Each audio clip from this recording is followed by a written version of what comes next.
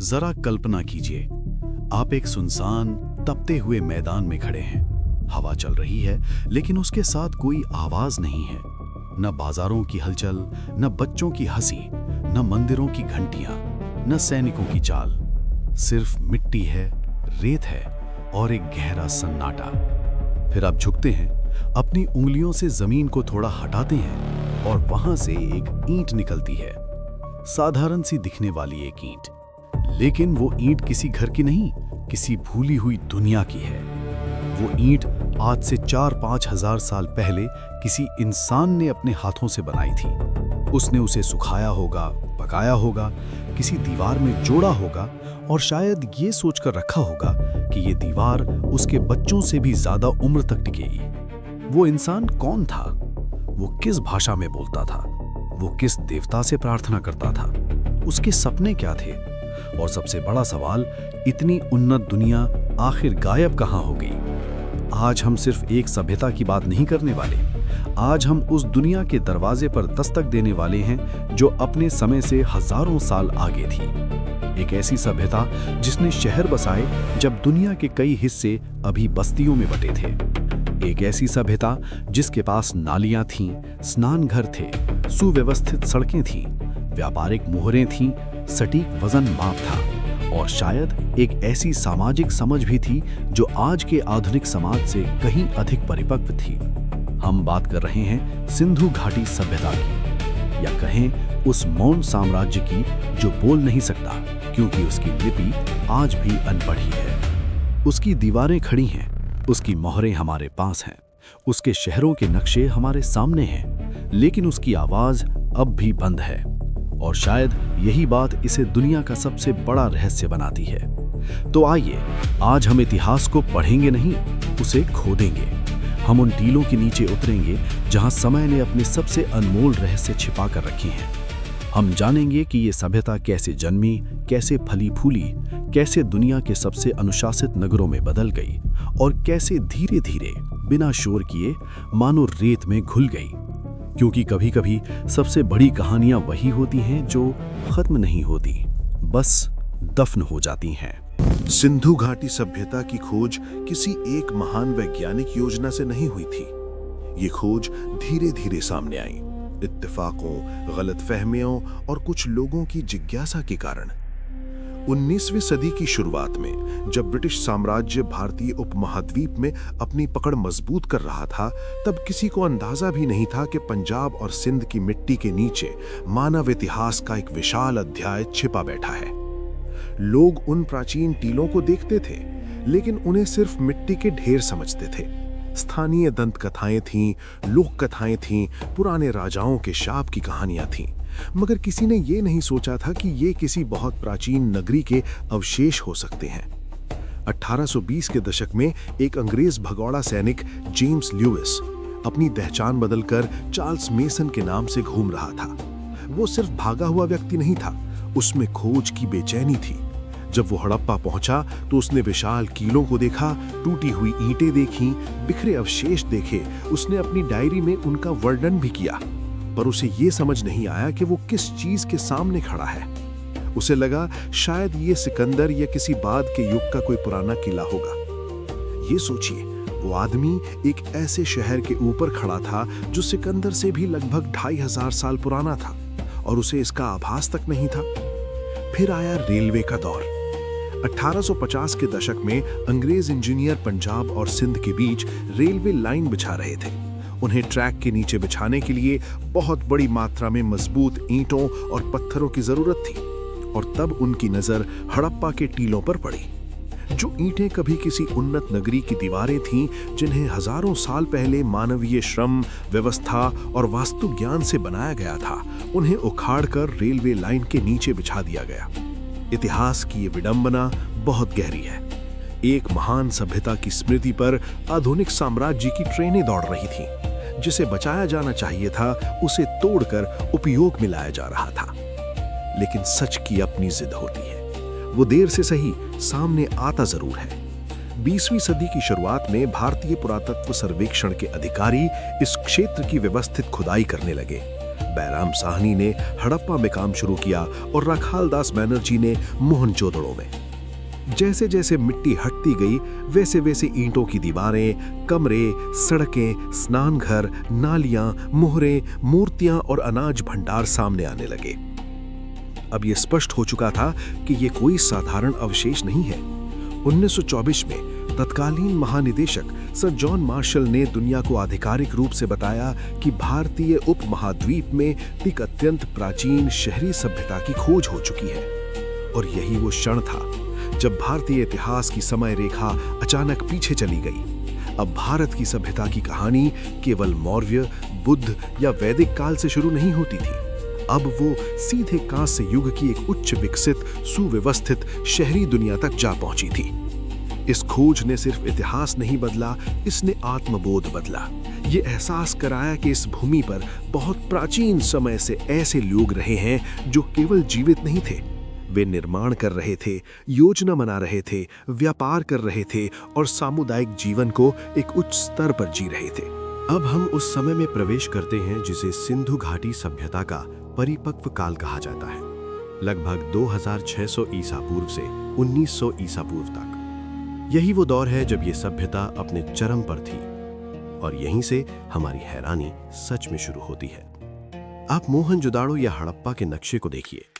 जो पहली बात ध्यान खींचती है वो है व्यवस्था। ये शहर किसी प्राकृतिक फैलाव का परिणाम नहीं लगते, ये सोचे समझे नगर हैं। इनकी सड़कें एक ग्रिड सिस्टम में बनी हैं। वे सीधी जाती हैं, फिर दूसरी सड़कें उन्हें लगभग समकोण पर काटती हैं। ये आधुनिक नगर नियोजन का सिद्धांत है। मुख्य सड़कें चौड़ी थीं, उनसे छोटी गलियां निकलती थीं। मकानों की पंक्तियां सुव्यवस्थित थीं। कुछ स्थानों पर ऐसा लगता है जैसे पूरे शहर को पहले नक्शे पर उकेरा गया और फिर जमीन पर उतारा गया। सबसे अद्भुत बात थी मानकीकरण। पूरी सभ्यता में ईंटों का अनुपात लगभग एक जैसा मिलता है, 1:2:4। चाहे स्थल पंजाब में हो, सिंध में हो, राजस्थान में हो या गुजरात में, ईंटों के आकार में उल्लेखनीय समानता दिखती है। ये कोई मामूली बात नहीं है। इसका अर्थ है कि इनके पास माप, तकनीक और निर्माण की साझा प्रणाली थी। इतने विशाल भूभाग में एक जैसी ईंटें, एक जैसी शहरी परंपराएं, एक जैसे वजन, ये किसी बेहद गहरे संगठन की ओर इशारा करता है। हालांकि हमें कोई स्पष्ट राजमहल या विशाल सम्राट की मूर्ति नहीं मिलती, लेकिन ये सभ्यता अव्यवस्थित तो बिल्कुल नहीं थी। यहाँ कोई ना कोई प्रशासनिक ढांचा अवश्य रहा होगा, चाहे वो केंद्रीकृत सत्ता रही हो, नगर परिषदें रही हो या शासकीय व्यापारिक गठबंधन। शहर प्रायः 2 भागों में विभाजित दिखते हैं। एक ऊंचा भाग जिसे आज हम सिटाडेल कहते हैं और दूसरा निचला नगर। ऊपरी भाग संभवतः सार्वजनिक, प्रशासनिक या अनुष्ठानिक गतिविधियों का केंद्र रहा होगा। नीचे के हिस्से में सामान्य निवास क्षेत्र थे। मकानों की बनावट भी कम अद्भुत नहीं थी। अनेक घर पक्की ईंटों से बने थे। उनमें कमरे थे, आंगन थे, जल निकासी की सुविधा थी, स्नानागार थे। कुछ घरों में निजी कुएं भी थे। कई मकान तो मंजिला रहे होंगे क्योंकि सीढ़ियों के अवशेष मिले हैं। और यहाँ एक बहुत दिलचस्प बात दिखाई देती है, निजता की समझ। अनेक घरों के मुख्य द्वार मुख्य सड़क पर नहीं बल्कि सकरी गलियों की ओर खुलते थे। अंदर आंगन केंद्र में होता था और कमरे उसके चारों ओर, यानी बाहरी दुनिया से बचाव और भीतरी जीवन की सुरक्षा। ये एक सामाजिक संवेदना का संकेत है। आज भी भारतीय उपमहाद्वीप के अनेक पारंपरिक घरों में आंगन केंद्र में होता है। क्या ये सिर्फ संयोग है या ये किसी बहुत प्राचीन वास्तुस्मृति की निरंतरता है? अगर कोई पूछे कि सिंधु घाटी सभ्यता सबसे महान क्यों थी, तो इसका उत्तर सिर्फ उसके शहर नहीं है। उसका उत्तर है उसकी स्वच्छता व्यवस्था। इतिहास में कई महान साम्राज्य हुए, कई ने युद्ध जीते, कई ने विशाल स्मारक बनाए, कई ने सेनाएं खड़ी की, लेकिन सिंधु के लोगों ने जो किया वो अधिक मानवीय, अधिक व्यावहारिक और शायद अधिक सभ्य था। उन्होंने रोजमर्रा के जीवन को बेहतर बनाया।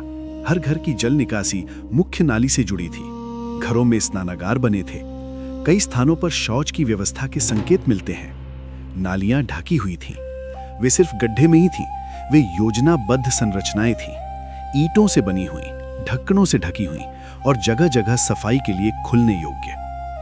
इतनी प्राचीन दुनिया में ये स्तर का सैनिटेशन सिस्टम अविश्वसनीय लगता है। आज भी दुनिया के कई शहर इस स्तर की मूलभूत सफाई व्यवस्था के लिए संघर्ष करते हैं। लेकिन 2500 ईसा पूर्व के लोग ये समझ चुके थे कि गंदे पानी को नियंत्रित तरीके से हटाना आवश्यक है। ये केवल तकनीकी दक्षता नहीं, बल्कि सामाजिक सोच का प्रमाण है, क्योंकि स्वच्छता तब तक संभव नहीं जब तक पूरा समाज उसके नियमों का पालन न करे। यानी ये सभ्यता सिर्फ इंजीनियर्स की नहीं थी, ये डिसिप्लिन्ड सिटीजन्स की भी थी। मोहनजोदड़ो का ग्रेट बाथ इस बात का सबसे भव्य उदाहरण है। ये एक बड़ा आयताकार जलाशय था जिसके चारों ओर गलियारे और कमरे थे। इसे जलरोधक बनाने के लिए पकी ईंटों के साथ बिटुमिन जैसी सामग्री का प्रयोग किया गया। इसमें उतरने के लिए सीढ़ियां थीं और पानी लाने निकालने की व्यवस्था भी। इतिहासकारों का मानना है कि ये केवल स्नान के लिए नहीं था, संभवतः इसका धार्मिक या सामाजिक महत्व था। ध्यान दीजिए, भारतीय परंपरा में जल, स्नान, शुद्धि, तीर्थ, नदी, इन सब का जो महत्व है उसकी प्राचीन गूंज शायद यहीं कहीं सुनाई देती है। सिंधु सभ्यता को अगर केवल शहरों की सभ्यता कहा जाए तो ये अधूरा होगा। ये एक विशाल आर्थिक नेटवर्क भी थी। इन लोगों के व्यापारिक संबंध स्थानीय स्तर से कहीं आगे तक फैले हुए थे। मेसोपोटामिया के अभिलेखों में एक भूमि का उल्लेख मिलता है, मेलुहा। अनेक विद्वान मानते हैं कि ये मेलुहा वास्तव में सिंधु क्षेत्र ही था। इसका मतलब क्या है? इसका मतलब है कि सिंधु के लोग सिर्फ अपने लिए उत्पादन नहीं कर रहे थे, वे अंतर क्षेत्रीय और अंतर सांस्कृतिक व्यापार में सक्रिय थे। वे वस्तुएं बनाते थे, पैक करते थे, भेजते थे, शायद हिसाब रखते थे और पहचान सुनिश्चित करते थे। यहाँ से मन के आभूषण, धातु निर्मित वस्तुएं, हाथी दांत, कपास और कीमती पत्थर बाहर जाते थे। हाँ, कपास। दुनिया में कपास के शुरुआती उपयोग का श्रेय सिंधु सभ्यता को दिया जाता है। ये केवल खेती नहीं, वस्त्र तकनीक की उन्नति का संकेत है।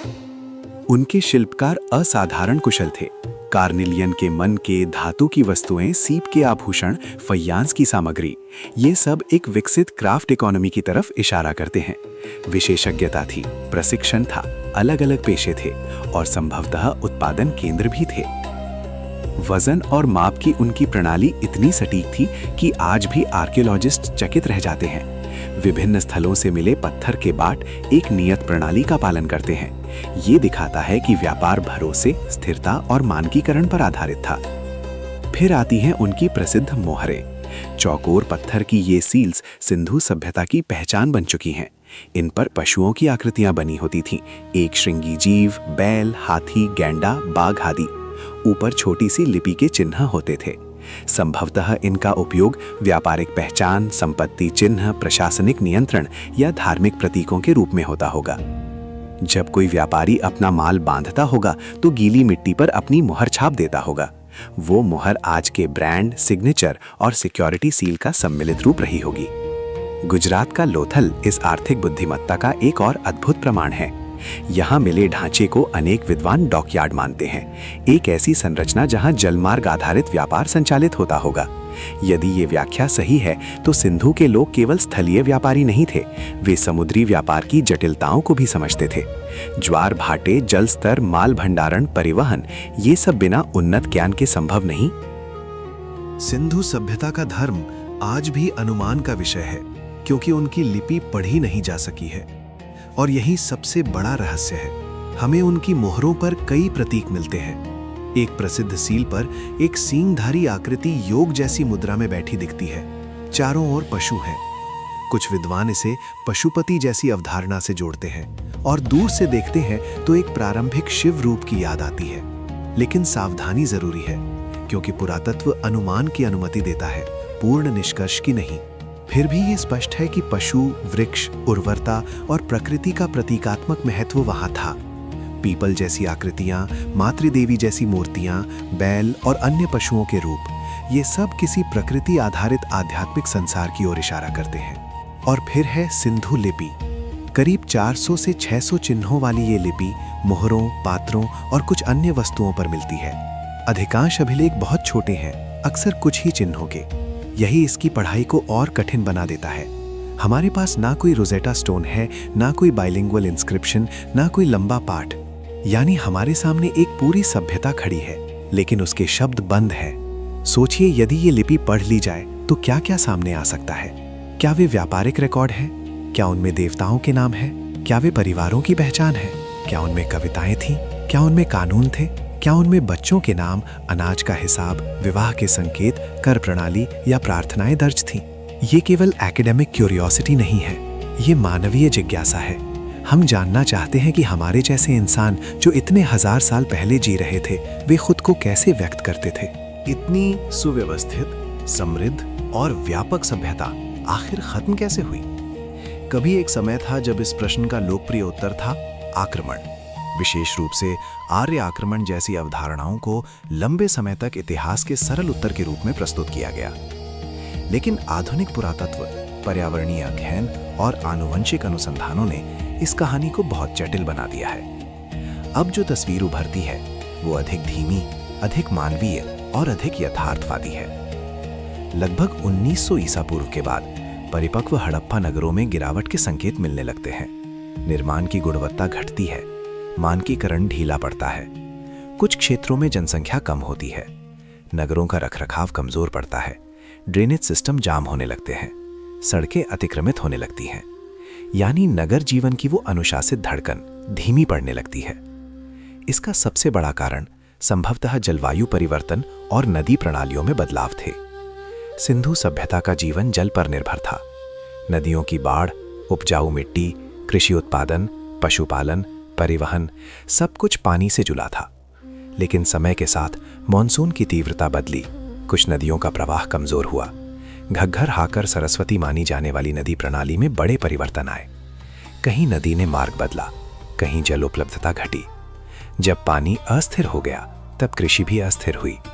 जब अधिशेष उत्पादन घटा तब बड़े शहरों को चलाना कठिन हो गया, क्योंकि शहर तभी टिकते हैं जब गांव और खेत उन्हें भोजन देते रहें। संभव है कि बार बार आने वाली बाढ़, फिर सूखे और फिर नदी मार्गों के परिवर्तन ने शहरी जीवन को धीरे धीरे कमजोर किया हो। यह भी संभव है कि व्यापारिक नेटवर्क टूटे हों और जब शहरी केंद्र कमजोर हुए तब लोग छोटे कस्बों, गांवों और नई दिशाओं, विशेषकर पूर्व की ओर गंगा क्षेत्र की तरफ बढ़ने लगे हों। यानी ये कोई एक रात का विनाश नहीं था, न कोई एक युद्ध, न कोई एक ज्वालामुखी, न कोई एक महाविनाश। ये एक लंबी थकान थी, एक धीमा बिखराव, एक ऐसा पतन जिसमें लोग मरे कम और बिखरे अधिक। और शायद यही वजह है कि सिंधु सभ्यता पूरी तरह गायब नहीं हुई। वो टूटकर, बदलकर, फैलकर नए रूपों में जीवित रह गई। क्या सिंधु सभ्यता वास्तव में खत्म हुई थी? यही सबसे गहरी बात है। सभ्यताएं हमेशा तलवार से नहीं मरती। कई बार वे अपना रूप बदल लेती हैं। वे अपनी भाषा खो देती हैं, लेकिन अपना व्यवहार बचाए रखती हैं। वे अपने नगर खो देती हैं, लेकिन अपनी स्मृतियां समाज में छोड़ जाती हैं। आज जब हम भारतीय उपमहाद्वीप की संस्कृति को देखते हैं तो अनेक चीजें हमें सिंधु की ओर इशारा करती लगती हैं। आंगन वाला घर, जल और स्नान की पवित्रता, कुछ प्रतीकों की निरंतरता, मनकों और अलंकरण की परंपरा, बैल और पशुपालन का महत्व, कृषि और नदी आधारित जीवन की केंद्रीयता, योग जैसी मुद्राओं की सांस्कृतिक स्मृति, हस्तशिल्प और स्थानीय शहरी ग्राम्य संतुलन। हमें सावधान रहना चाहिए। हर चीज को सीधी रेखा में जोड़ देना इतिहास नहीं होता, लेकिन ये कहना भी गलत नहीं होगा कि सिंधु सभ्यता की विरासत इस भूभाग की गहराइयों में कहीं ना कहीं बहती रही। वो सभ्यता इसलिए महान नहीं थी क्योंकि उसने सबसे बड़ा साम्राज्य बनाया। वो महान इसलिए थी क्योंकि उसने रोजमर्रा के जीवन को व्यवस्थित, स्वच्छ, व्यवहारिक और सहयोगपूर्ण बनाया। उसने नगर को केवल इमारतों का समूह नहीं माना, उसने उसे जीने योग्य स्थान बनाया। आज की दुनिया जो तकनीक में आगे है लेकिन कई बार नागरिक समझ में पीछे दिखती है, उसके लिए सिंधु सभ्यता एक दर्पण है। हम अंतरिक्ष में पहुंच गए, लेकिन क्या हमने अपने शहर रहने लायक बनाए? हमारे पास इंटरनेट है, लेकिन क्या हमारे पास सामुदायिक अनुशासन है? हमारी इमारतें ऊंची हैं, लेकिन क्या हमारी नालियां उतनी बुद्धिमान हैं जितनी 4500 साल पहले थीं? सवाल असहज है, लेकिन शायद इतिहास का काम यही है, हमें गर्व देना भी और हमें कटघरे में खड़ा करना भी।